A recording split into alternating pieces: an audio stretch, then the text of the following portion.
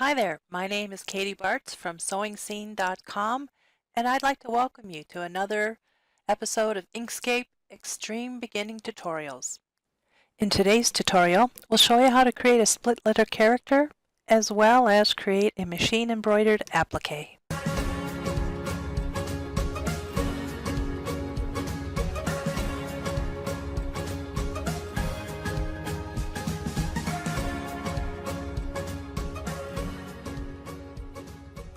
I'd like to go ahead and welcome you once again to my Extreme Beginning Tutorials for Inkscape.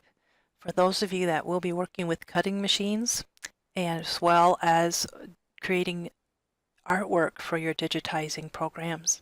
This particular monogram, or I'll say a split lettered font, is what we're going to be creating today. So kick back, enjoy watching, and I will also be putting the fonts that I'm using in here so that you can actually download them if you want to create this exact same thing. And most fonts are going to be available in your Windows program as it is. So let's go ahead and get started. Once you have Inkscape open, we want to go ahead once again and prepare our workspace so it's standardized, so we're all working on the same screen. We know where everything is. So what I'd like you to do is go ahead and make sure that your document properties are set up correctly. Just go to the File menu, click on Document Properties, and in here I'm going to go ahead today and work with inches. And I'm also, since I'm going to be creating a digitized file afterwards that's going to be fitting in a 5 by 5 inch hoop, I will go ahead and pretend that my document space here is a custom size of 5 by 5. If you want to create a design for your 4 by 4 inch hoop or whatever, just go ahead and create your custom size here. And we want to make sure this time that the show page border is on, because when we close that window, then our document size is going to be the exact size of our hoop. So we know the objects that we're creating will fit in that hoop when we digitize it. Also go to your View menu and make sure the Custom option here is selected.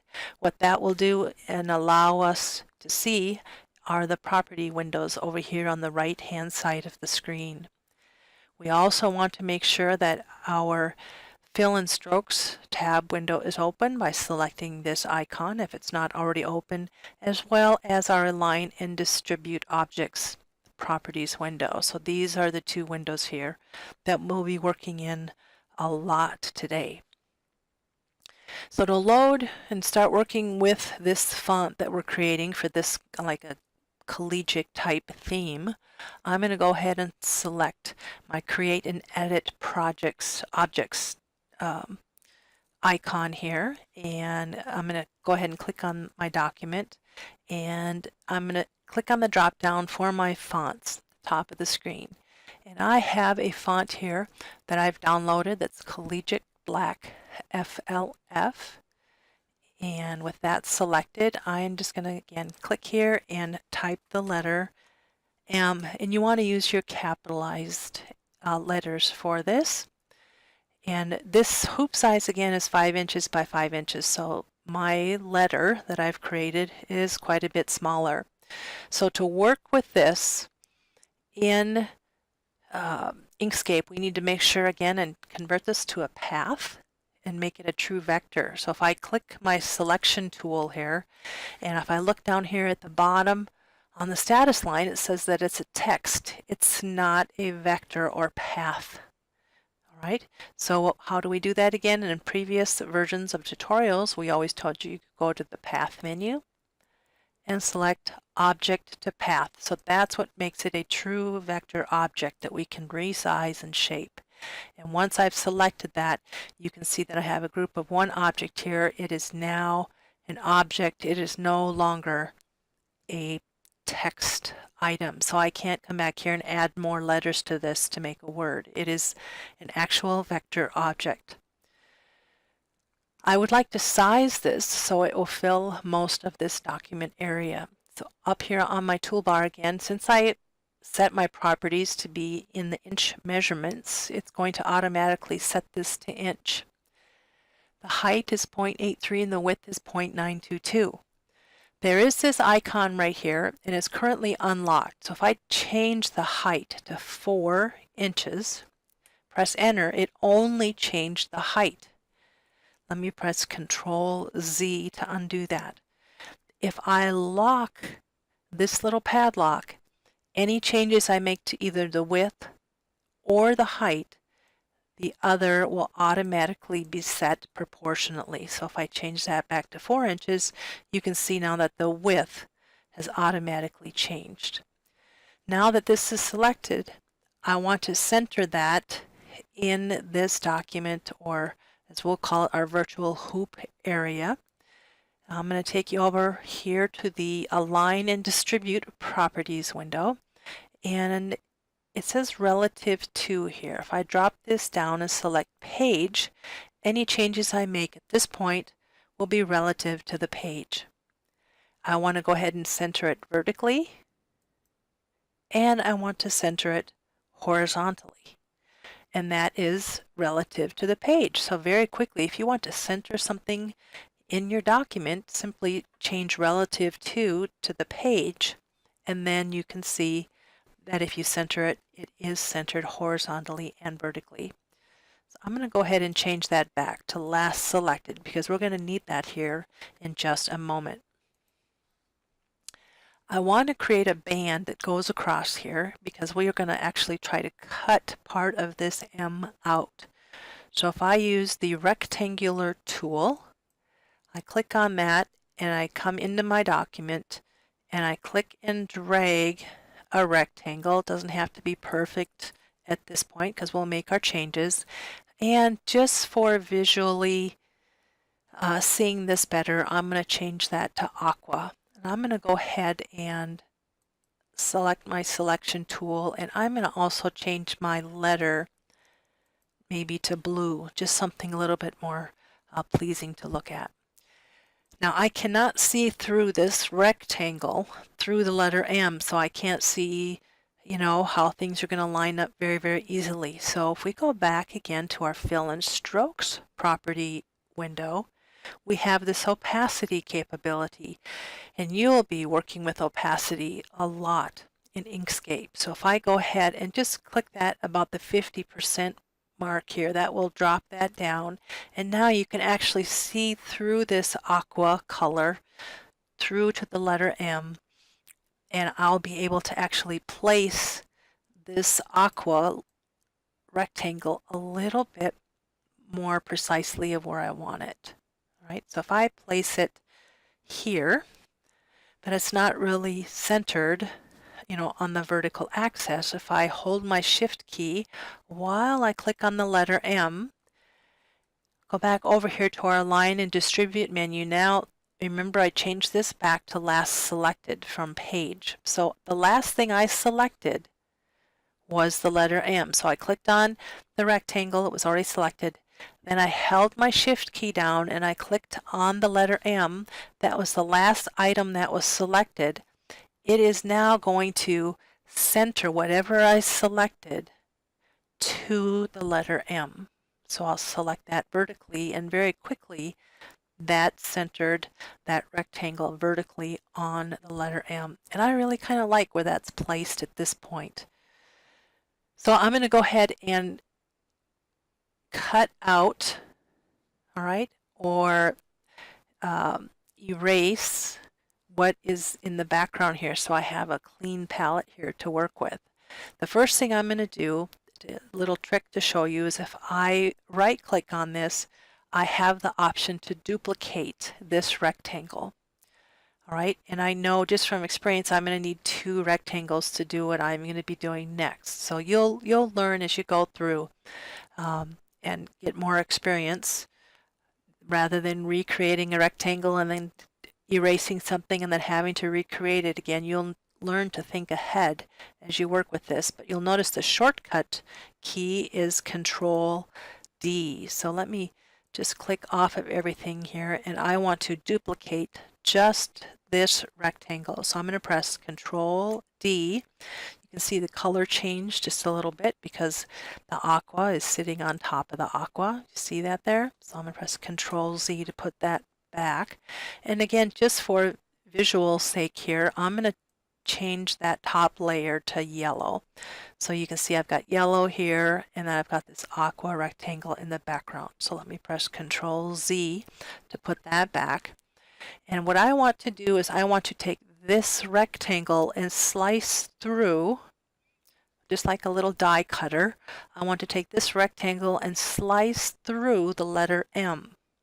So if I have this rectangle selected and I select the letter M, if you go to the Path menu and select Difference, it should have sliced through there and cut the area that is covered with the rectangle away. But it didn't.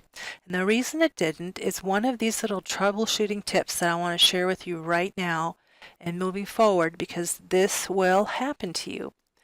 If I select on this rectangle, it says it's a rectangle. All right, I'm going to go ahead and change that just to make sure, I'm through my troubleshooting processes here, that I change this object to a path. So now it's a path, it's not a rectangle anymore. And if I select the letter M, it says it's a group of one object. What you need to know that is if something is in a group, it will not take on initial properties. For example, if I want to go up to the Path menu and I want to use a difference, or if I want to use intersection or exclusion, any of these specialty properties here, it will not do that to a group of objects. So if this says it's a group, what I want to do is go ahead and select Ungroup. And now when I do that, it says now that there's a path of 24 nodes. So it has created that vector object as clean and pure as it can be. So now if I select on this rectangle and I hold my Shift key, and if I go up to the Path menu at this time and choose Difference, you can see that it cut away that area that was under the rectangle. So it die cut that yellow rectangle through the blue letter. So let me press Control Z to put this back, because this makes it very, very simple at this point. And the reason I bring that up is because the fonts that you download from Font Squirrel or DaFont or other font websites, they may have special characters or other layers to the font, and you can't apply different properties to it unless you actually ungroup that font at that point. So there may have been a small little skinny border around this font, and we never would have known it because it was grouped together in the same color. So by ungrouping that and then slicing through it, it took care of that problem. So that's a wonderful troubleshooting tip for you in the future. So now that I've actually sliced that center of that M away, I can take this rectangle and I can make it as wide or as narrow as I want this to be. So that looks pretty darn good right there. And then I'm going to duplicate that. And again, the shortcut key to duplicate is Control D. If you hold your Control key down on your keyboard, and then you can simply click and drag this down. You can see I try to move my mouse left and right, but that rectangle stays in position because I'm holding that Control key down, and then I can release it. We're going to go ahead and hold our Control key down again, and we're going to zoom in closer to our object here. I'm just holding the Control while I'm rolling the scroll wheel on my mouse. And the reason I'm doing that is I want to show you another really cool tip and trick. This particular rectangle is selected. You can see the marquee around it.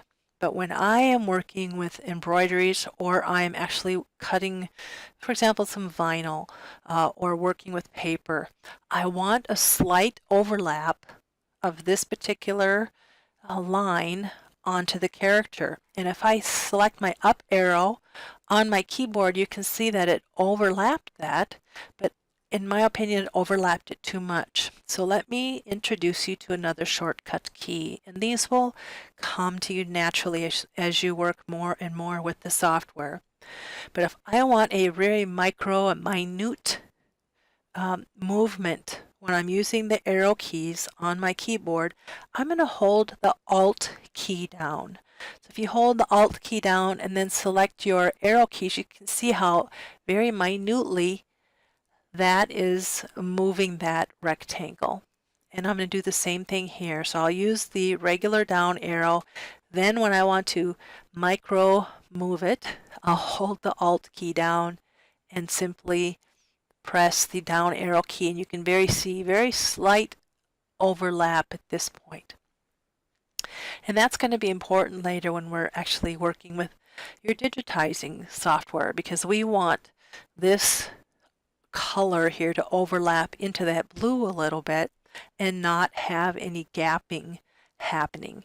Also, if you're going to be using vinyl, you want to be able to overlap that aqua area a little bit over on that blue so you don't have any of your background material showing through your project. And if I again hold the Control key, roll my scroll bar on my mouse scroll wheel, you can see now I have two identical sized lines here. And if I were actually going to finish this now and create a template so I can place people's names in here, first name, last name, or maybe team names or whatever, I have this as a template. If you're going to use this in a cutting machine to create, let's say your silhouette or your Cricut, to create a vinyl cutout or on paper, what you will want to do is unionize or weld, all right, all these layers together. So for example, if I take this particular object here and this rectangle, I can actually come up here to Path and Union, and what that has done now is it has combined them together, so when I move the object, it now moves the object as if it were one. All right. But now I want to weld or union, use the Path Union command when I'm actually going to take this and union or weld in either Silhouette or Cricut software.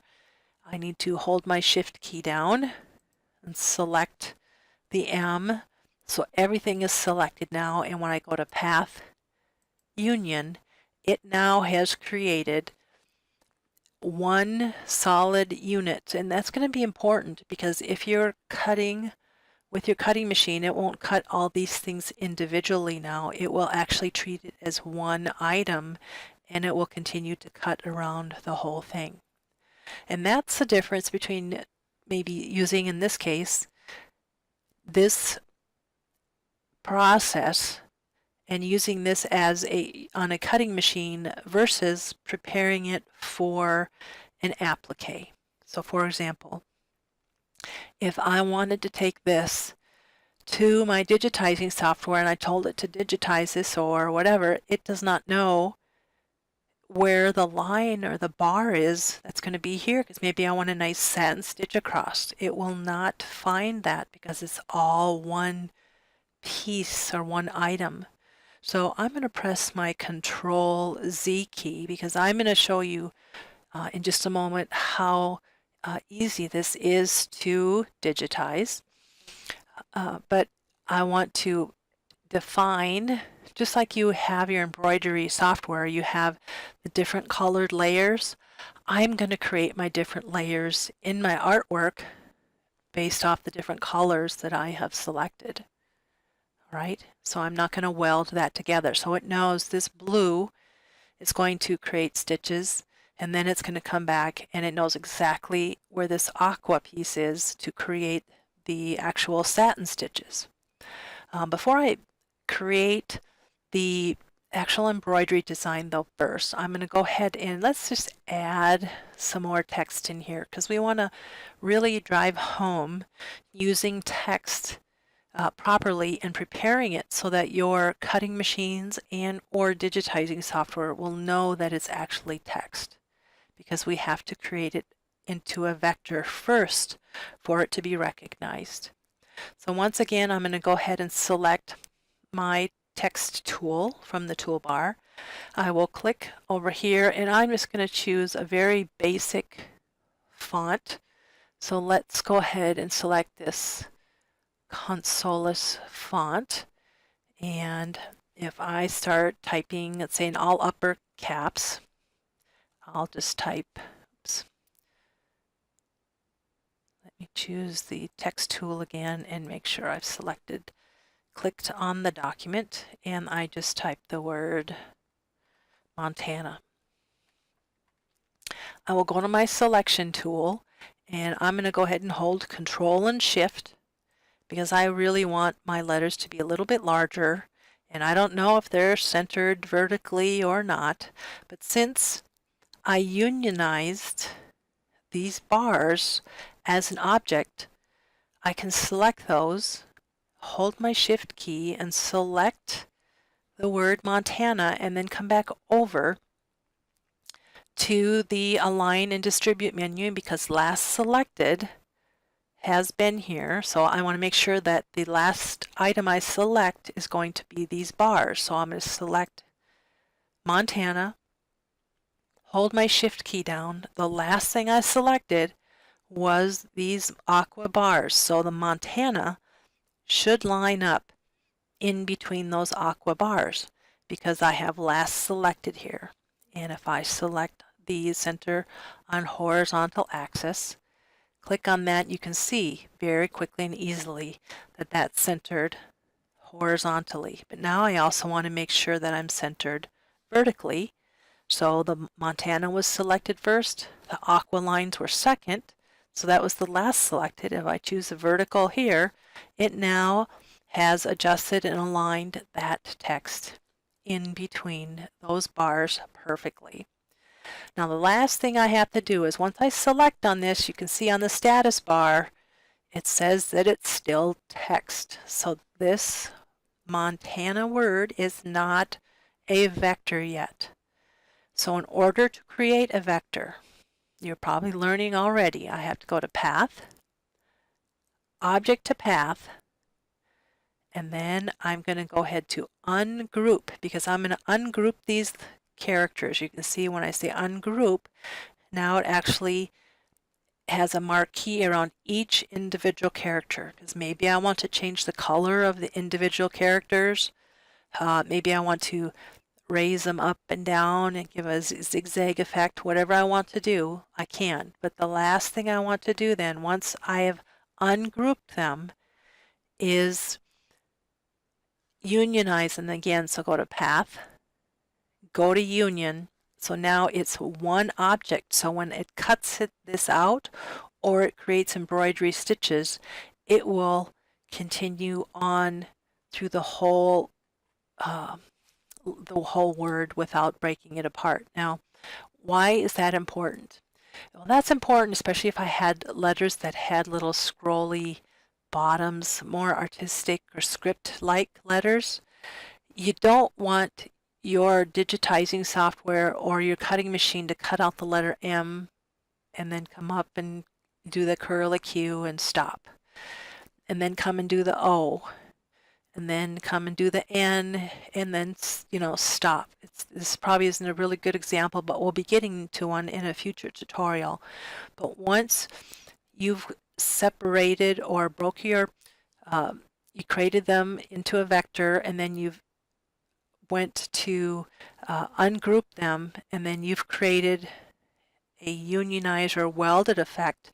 This is now a whole one unit, so it will go through and stitch out or cut out appropriately without any problems. So we actually have 3 different objects on this screen. We have the letter M, which we've cut the middle out of. We have these aqua bars, and we have the word Montana. And if I select the M, come down here and look at the status bar, it says it's the path.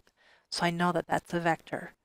I click on the aqua, and again, it's a path. And once again, I select the word Montana, and again, it is a path. It does not say that it's text. So I have a perfect vector object here now that I could save it as an SVG file and send it to my cutting machine to cut this out, whether it's vinyl or paper or fabric, whatever I want. Or I can take it into the Drawings X Pro software that I use to convert my vector drawings to stitches. So let me just very quickly change the colors of my objects here. So if I were going to say this was a collegiate type thing that I want to put on a sweatshirt and create an applique for, I'm going to go ahead and make the colors probably a little more realistic here. So I will change that to a burgundy. The aqua I will probably change to a silvery gray, and the word Montana I will just leave as Montana, or I could even change that to a silvery gray as well. Let me select that and go ahead and put that. So that looks pretty cool right there. So let's go ahead and save this. So I'll go to File, Save As, and I'm going to go ahead and call it, oops, take my caps lock off here, Montana, and I'm going to go ahead and save it as a plain SVG file. It may work with Inkscape SVG, but with the plain, it takes out a little bit more complexity in the SVG file, and it just makes it load into other applications a little bit cleaner. So I'm going to choose plain SVG and select Save. All right, so here is what I'm hoping to take over into my drawings application. So I will meet you over there in just a second.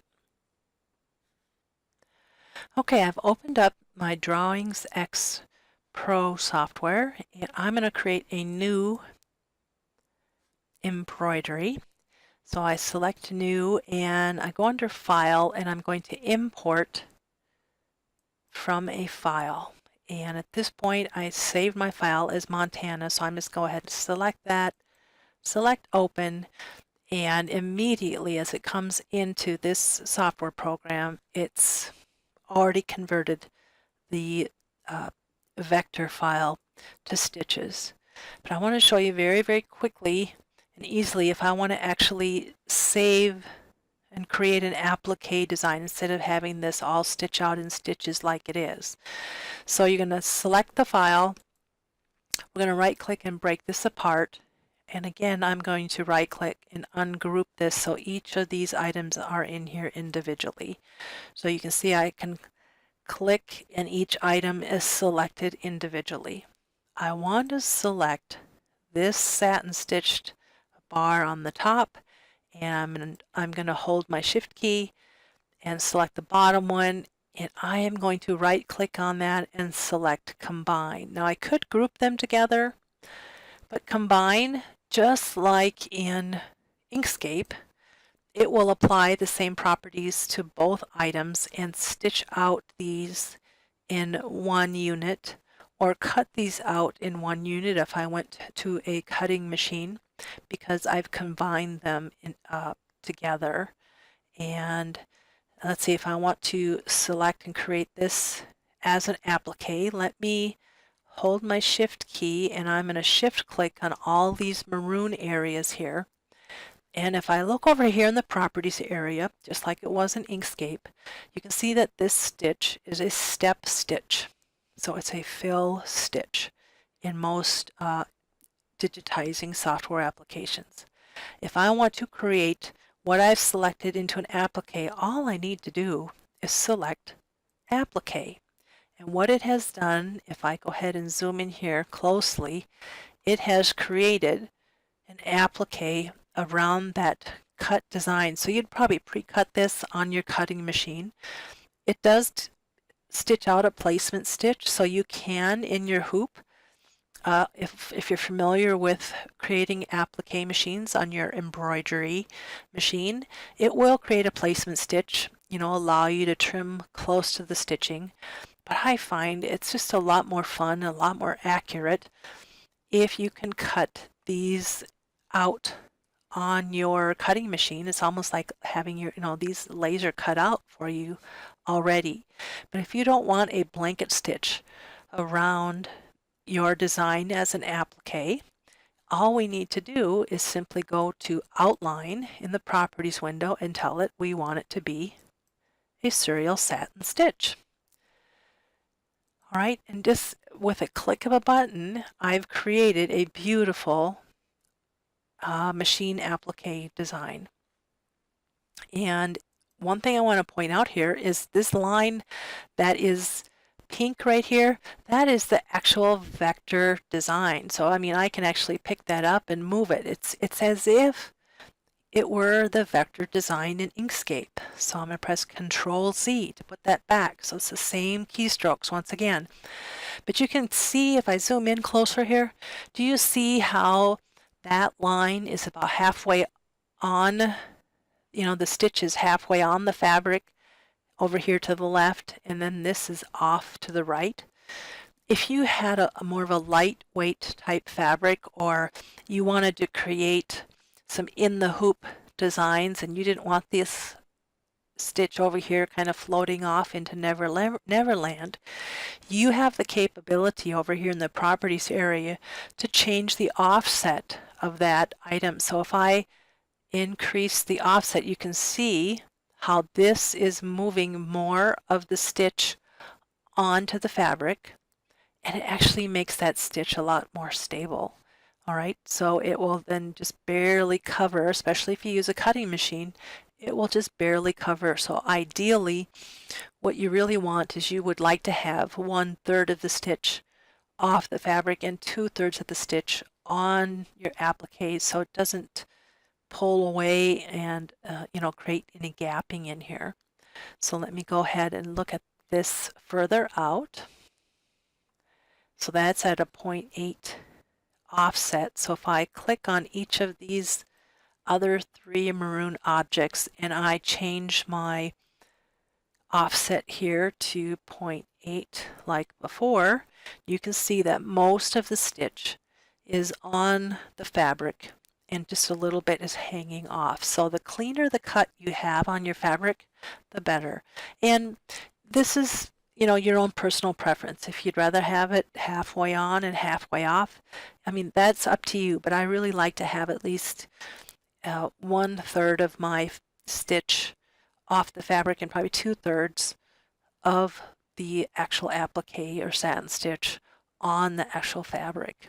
And just by looking at this, you can see how beautiful that is right there. One thing I want to point out is there are 2 versions of drawings that is available. There's a Creative Drawings version and there's a Drawings Pro version. And I love the Drawings Pro version for the following reason. I'm going to show you exactly why I use the Pro version. I'm going to go ahead and scroll in a little bit closer here. But we have a lot of different features that are available in the Pro. But one of them that I absolutely love is this density setting right here. In the Creative Drawings version, if I change my fabric type, right, and I change the type of embroidery that it is right here, normal or normal light, it changes all of the properties accordingly. But maybe I want to have just a little bit of a lighter outline applique stitch here, or I want to create my own underlay for my embroidery. The only place you can do that is in the Pro version. So the density here is 40, but maybe I really wanted to have my density be 70. You can see how the stitches are laying a little bit further apart from each other, but if I added my own underlay as a cross stitch here, I want to go ahead and modify that also for these 3 portions right here. Again, I'm select density, change my density to 70. The larger the number, the less dense that it is. And then you can choose the different underlays that are available. So if you want more of a 3D type effect, you can change that. Or if you just want a very lightweight underlay, you can change that, to tacking. But I'll use the crosshair sample just to show you how this will stitch out. And I'm very happy with this design, and I mean, it looks good on the screen, and it always stitches out better than it looks on the screen, so I'm always thrilled. So if I go to the slow redraw feature right here, I will select that. I can go ahead and start that, and it's going to go ahead and stitch out the placement stitch. And I'm going to go ahead and increase my stitch, how fast this stitches here. I'll go all the way up to 4,000, the max. But you can see it created a placement stitch, the tack down stitch, and then it went and did the underlay. All right, placement, tack down, underlay, placement. These lines right here that it's creating is simply moving your hoop out of the way just a little bit so you can lay your fabric into your hoop. All right, and then it's going to go up and do the top of the M, tack down, underlay